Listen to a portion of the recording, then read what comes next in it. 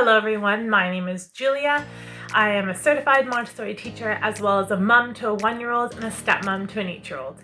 Today I'm going to be sharing with you the very first presentation you would use to introduce a child to the concept of numbers, colors, and letters.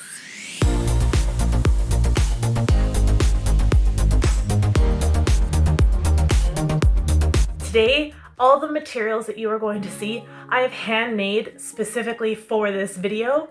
I will also be sharing a video on how I made them a little later on, so stay tuned for that.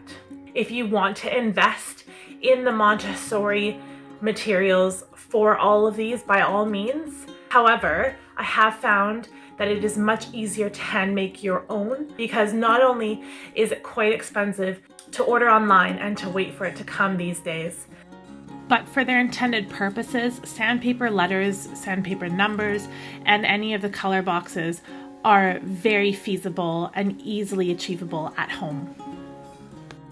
So our first presentation is going to be how to introduce colors.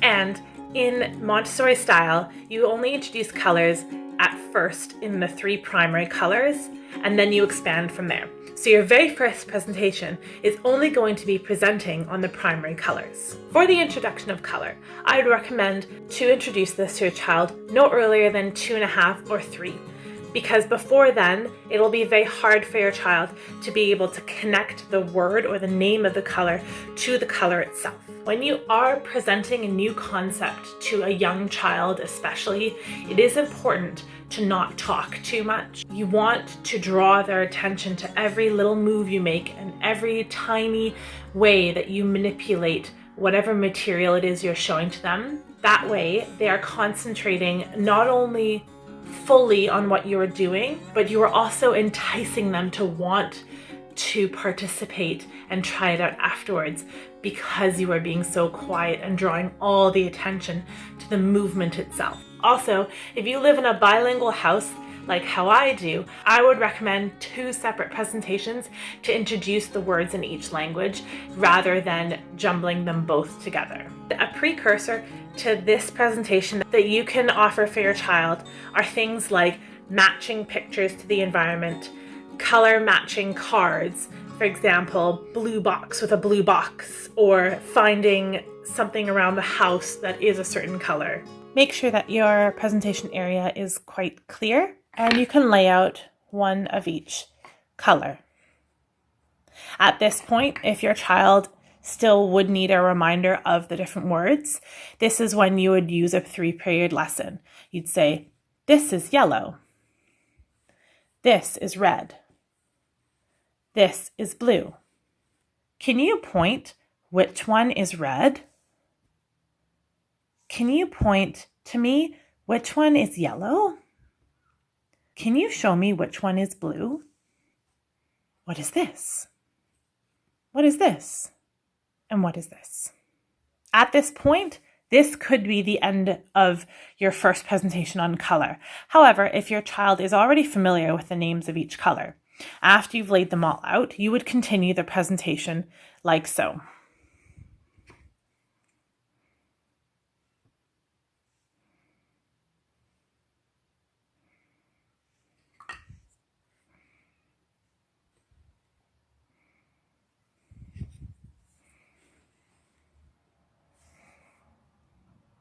And you've matched them all up. What you can do after this point is you can, on a separate day, bring out these colors again and just jumble them up and ask the child to match them by the pairs. So that is color box number 1. Color box number 2, you would bring out after your child has shown mastery of the 3 primary colors. There are also some supplementary activities that you can do with, whatever random objects around the house, whether it's matching fabrics of a certain color to match up. Then you would move on to literally the entire rainbow, including brown, gray, black, and white. After your child has been able to master naming and matching and recognizing all the colors of the rainbow, the following presentations after that can center around ordering the shades of a particular color. And I just want to share with you a really easy hack that you can use to make your own shade matching things. Simply go to your nearest paint shop or Home Depot or wherever has free samples of paint palettes and get 2 of them so that you can cut out all the shades of one color and then glue it on a piece of cardboard or tape and have them match them up. Super simple and won't cost you very much. The next first presentation is going to be the introduction of the alphabetical letters to your child. Again, as with the colors, you will probably want to wait until your child is at least 3 years old before introducing the letters to them. Or if your child has shown particular interest earlier than 3 in letters and the sounds that they make by pointing them out to you in books or finding them in real life situations and showing extreme interest in their shape and what sounds they make. The Montessori method is starkly different to traditional methods of showing the letters of the alphabet because the presentations focus on the phonetic sounds that each letter makes rather than the name of the letter itself. This way, the child understands the association that each letter has when it stands on its own and in combination to form words.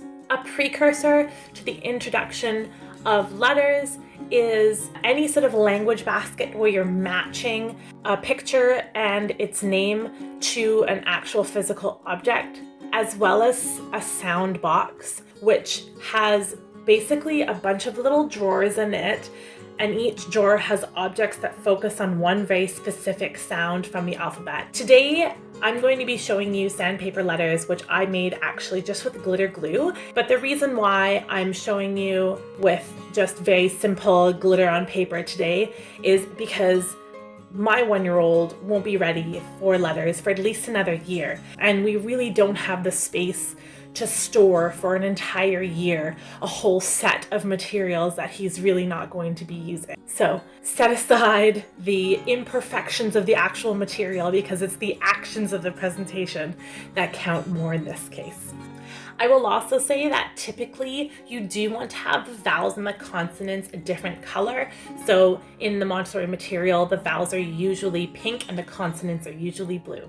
But if all you have is one color of glitter or sandpaper that you've purchased, that you've cut out already, it's also not a big deal. Okay, so you are only going to be presenting 4 letters at a time, and they're not actually in alphabetical order as one may think. What you want to do is to group the letters that have completely different shapes to them.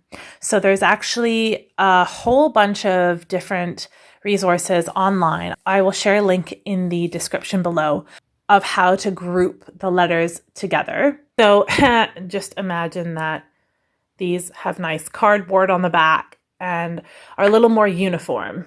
I'm sorry if any of you watching are absolute perfectionists and are going to cringe at the lack of same size. But again, it's in the method right now, not in the actual materials, because for me, it's just not worth it. Ah.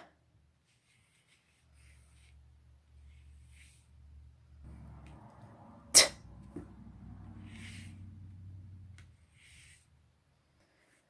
S. M.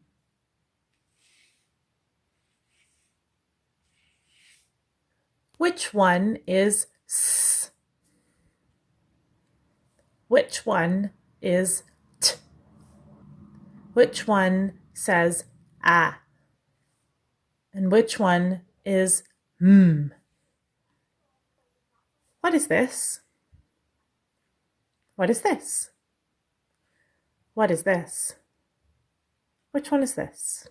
So the tracing of the letter is a super important part, which is why the material has sandpaper or something gritty. So by tracing the letters, you're preparing the child for the muscle memory of being able to write the letters, so that by the time the child has a pencil in their hand and is ready to start writing or tracing the letters, their muscle memory will kick in. And again, if you are doing this at home, you're presenting 4 letters at a time, and you maybe won't be presenting the next 4 for another couple weeks or another even month or so. Have you ever asked a child to draw a straight line? And have they been able to draw a completely straight line without it growing crooked or diagonal at all? I would be surprised if you said yes. Straight lines don't naturally exist in nature, which is why Montessori also introduces cursive letters at the same time as the block script in order to follow the natural tendency of the hand. So at home, you can present the cursive versions of the 4 letters parallel to at the same time as the block script letters that you are introducing. Our final introductory presentation for today is introducing numbers. Now, as with the letters, to wait till around the age of 3 and to remember that the numbers introduction are short presentations with various follow-up activities. I also just want to mention that in the Montessori method, the number 0 is presented right away. 0, 1, 2,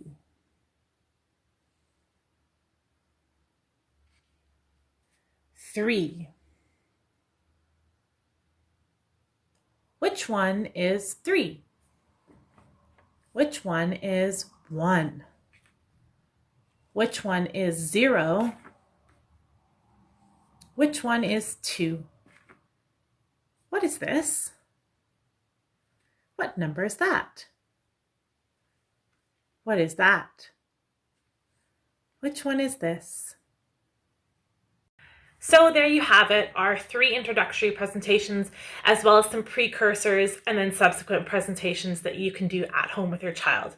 These are all very small presentations, they're very quick presentations, and any of the materials that you would set out for them to practice independently on the shelves would not necessarily be these exact materials, because the purpose of these presentations is to introduce a concept, and then you can be a little more creative on how they practice that concept. That's all for today. Thank you for tuning in, and stay safe and stay sane.